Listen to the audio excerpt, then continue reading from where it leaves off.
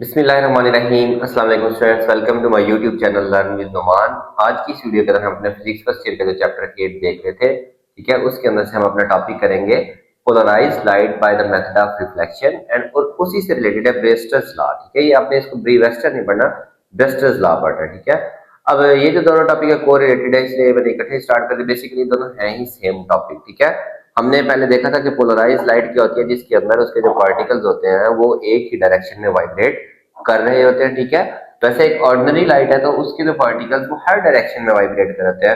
ये फर्ज करें लाइट इधर आ रही है तो इसके particle each and every direction के अंदर वाइब्रेट कर रहे हैं, ये होती है अनपोलराइज्ड लाइट। तो हम देखेंगे पोलराइज्ड लाइट क्या होती है बाय मेथड ऑफ रिफ्लेक्शन। ठीक है, अब रिफ्लेक्शन क्या होता है? रिफ्लेक्शन स्टूडेंट्स हमेशा ऐसा फिनोमेना होता है कि जब लाइट एक मीडियम से दूसरे मीडियम की सरफेस पे टकराती है तो पहले मीडियम में वापस आ जाती है, ये होती है रिफ्लेक्शन। और इसी से रिलेटेड एक टॉपिक है रिफ्रैक्शन, जिसमें आर आता है। एक है रिफ्लेक्शन, ये है रिफ्लेक्टेड रे, टकरा के वापस आना।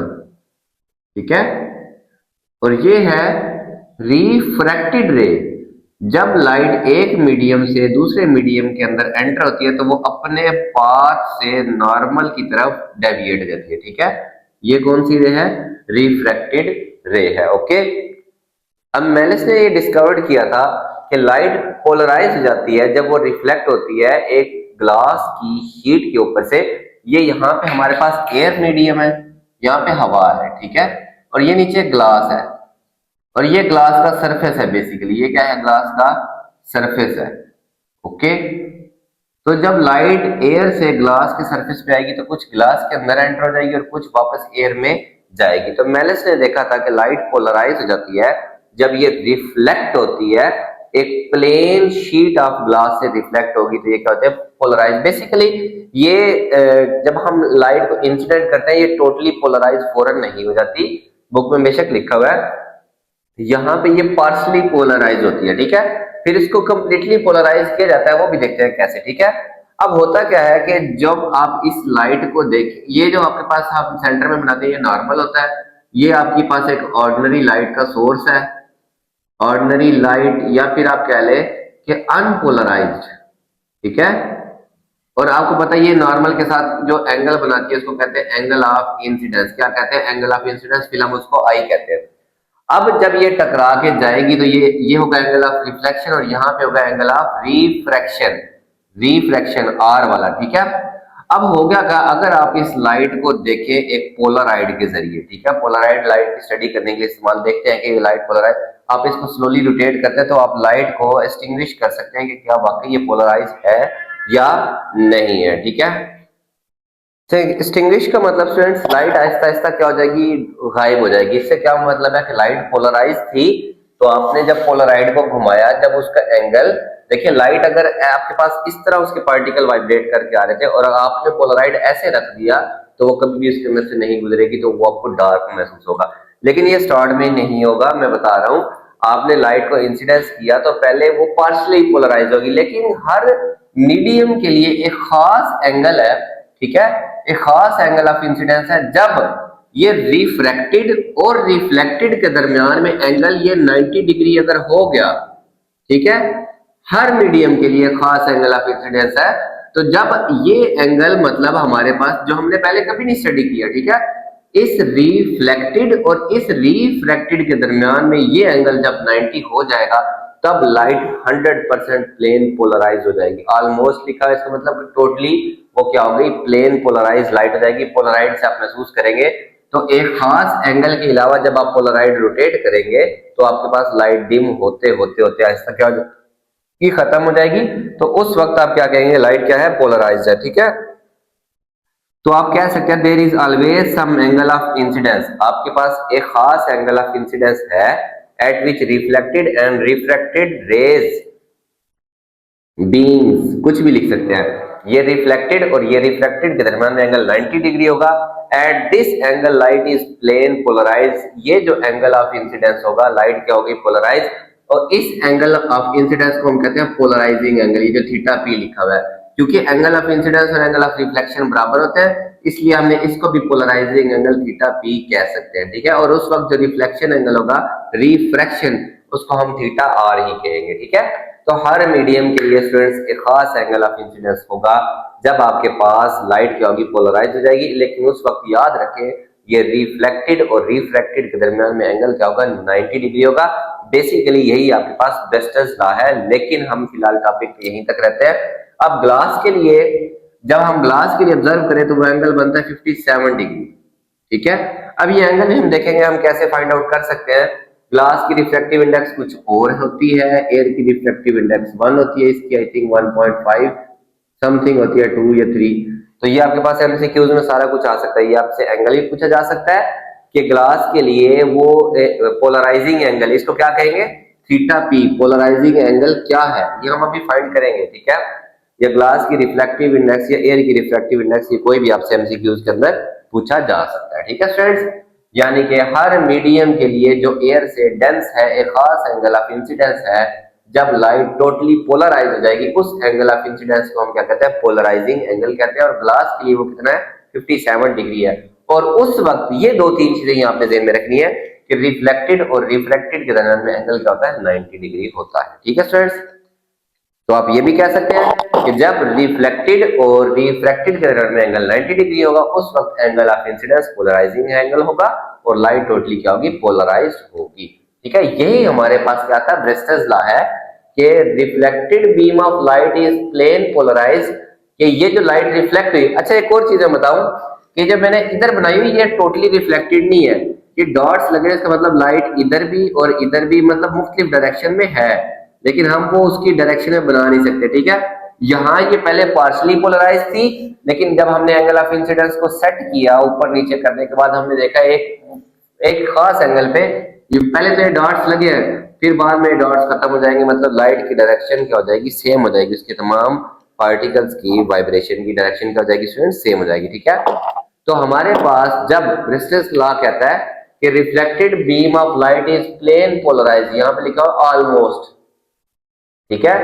If reflected and refractive beams, ये वाली बीम और ये वाली बीम क्या है, are perpendicular to each other, अगर ये एक दूसरे के परपेंडिकुलर हो गई तो हमारे पास ये जो रिफ्लेक्टेड बीम है ये क्या होगी, पोलराइज होगी, प्लेन पोलराइज होगी। और उस वक्त जो एंगल ऑफ इंसिडेंस होता है आई, ठीक है, उसको हम कहते हैं पोलराइजिंग एंगल, थीटा पी से लिखते हैं। किसे लिखते हैं, थीटा पी से लिखते हैं, ओके स्टूडेंट्स।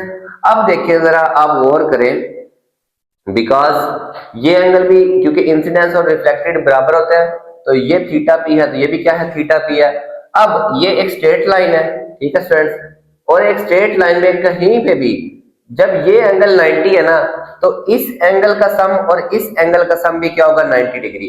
अब ये ऊपर वाले को हमने थीटा पी का है पोलराइजिंग, और नीचे ये जो रिफ्रैक्टेड का है एंगल, इसको angle of refraction theta r का हुआ है, इन दोनों का सम क्या होगा, 90 डिग्री। बिकॉज ये एक स्ट्रेट लाइन है, स्ट्रेट लाइन में ये 90 माइनस हुआ तो ये और इसका इसका और इसका सम बाकी कितना बचेगा, 90 डिग्री बनेगा। यहां से हम थीटा आर निकाल सकते हैं, ठीक है। ये थीटा पी इधर आके माइनस हो तो 90 डिग्री माइनस थीटा पी, ठीक है। हमने बेसिकली ब्रेस्टर्स एंगल फाइंड करना है, अच्छा, और जिसको हम पोलराइजिंग एंगल भी कहते हैं। अब स्नेल्स लॉ क्या है स्टूडेंट्स, हमारे पास बेसिकली ये होता है कि ratio of sine of angle of incidence to sine of angle of reflection, ये हमेशा कांस्टेंट होता है और ये उनकी रिफ्रैक्टिव इंडेक्सेस के रेशियो के बराबर होता है, उसी को हमने रीअरेंज किया हुआ है, ठीक है। ये ऐसे होता है sine i over sine r, ये क्या होता है, एक मीडियम की और दूसरे मीडियम की, इसी को हमने क्या किया हुआ है, एडजस्ट किया हुआ है, n2 ओवर n1। बेसिकली ये थीटा p है और ये थीटा r है, तो ये n1 इधर आ गया और ये उधर जाके n2 से मल्टीप्लाई हो गया, ठीक है।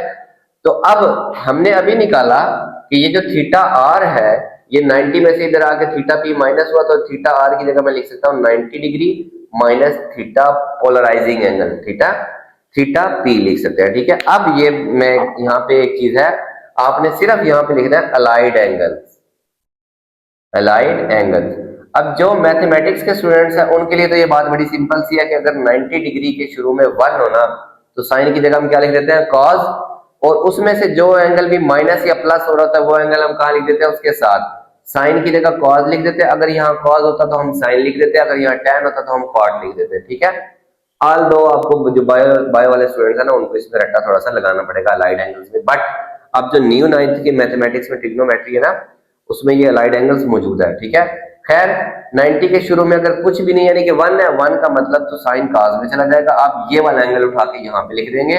और 90 में से कुछ माइनस होने का मतलब यहां से आप एंगल मेजर करते हैं यहां तक के 90 माइनस का मतलब वापस आए तो ये फर्स्ट क्वाड्रेंट होता है। कौन सा क्वाड्रेंट होता है? फर्स्ट। और फर्स्ट में ये ऑल पॉजिटिव होता है, इसलिए हमें यहाँ पे माइनस भी नहीं लगाना पड़ा, ये प्लस का प्लस ही रहेगा, ठीक है। आप यहाँ पे क्या लिखेंगे? यूजिंग अलाइड एंगल्स, बस आपने साइन 90 माइनस थीटा पी की जगह क्या लिख देना? कॉस थीटा पी लिख देना, ओके।